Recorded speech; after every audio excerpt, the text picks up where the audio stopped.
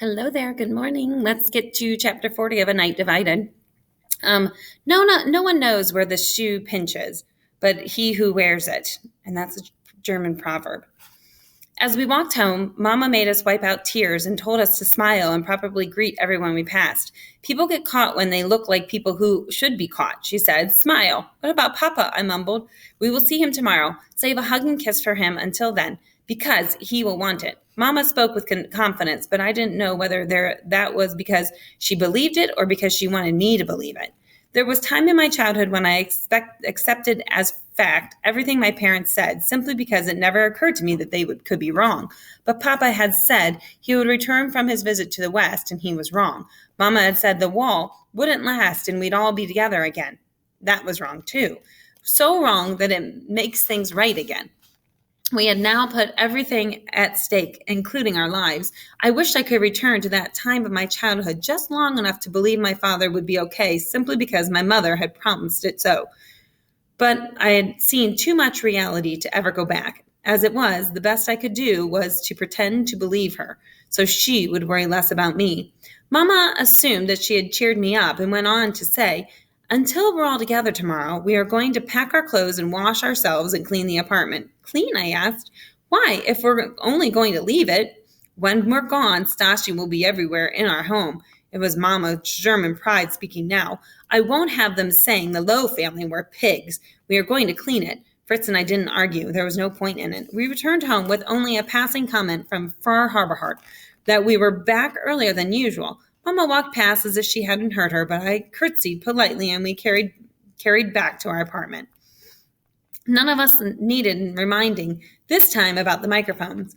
Mama only announced that the garden could wait for a day. Today we would clean and get Fritz packed to leave for the military tomorrow. It was a perfect cover story for our real problem. I was given the job of cleaning the front room, which I still thought was ridiculous, but I didn't say anything. I couldn't because my complaints would be overheard, flagged, and reported, so I pretended to be cheery, but compensated by giving my mother irritating looks whenever she passed by. Mother prepared an early supper for us, more of her Krause's food, and Fritz and I ate as if it was our last meal. Fritz said my constant hunger was all in my mind, but I noticed he acted the same way, always eating whatever was available in case no food came to us tomorrow. I'm supposed to be at work tomorrow for my new job, Mama announced, but I need to go back to Irma Gertrude's this evening and make sure she's okay. I might not make it back by curfew, in which case I'll return first thing in the morning. Fritz and I looked back at her and nodded our understanding. The visit wasn't to be sure Irma Gertrude was okay. Mama was going to say goodbye. It would be her last chance to see her mother ever. As guilty as I had felt for starting the tunnel without Mama's knowledge, I couldn't imagine how she must feel for leaving without being able to bring Irma Gertrude with us. The fact that they were being pulled apart was my fault, and I hoped Mama could one day forgive me for that. Partially to compensate for my guilt, I offered to clean up the kitchen so my mother could get on the road as soon as possible. Besides, I felt more worried than ever because we were so close now, and because I couldn't be at the tunnel tonight. Even if my father survived a collapse in his tunnel, Grunzer officers with their long rifles in hand would be there to greet him at the surface.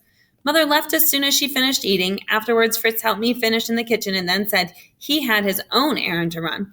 It shouldn't have been any of my business where he was going, but I needed to know. It had to be something good to justify leaving me alone at such a dangerous night. Claudia, he said, she's often at the clubs in the evening. I just want to say hello or goodbye. That would probably be it would probably be a hard conversation, especially since she would never know how final his farewell was. I nodded and darted out the door.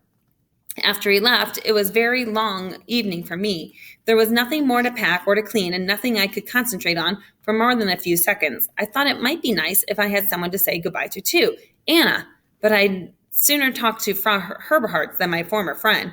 Curfew began when it was dark out, and it was only a few minutes after that when Fritz came drudging into the apartment with his head held low. He looked up at me with heavy eyes and started towards his room. How'd it go? I said, hopeful. Though from his appearance, I already knew his answer. He only muttered, I really did love her, Gerda. More than she ever loved me back, apparently.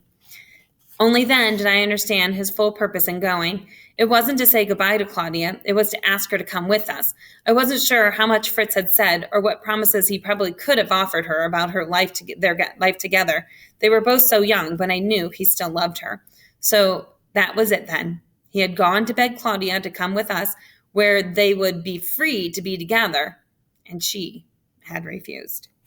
And that's the end of chapter 40 of A Night Divided. Poor Fritz. Thanks for listening. Till next time.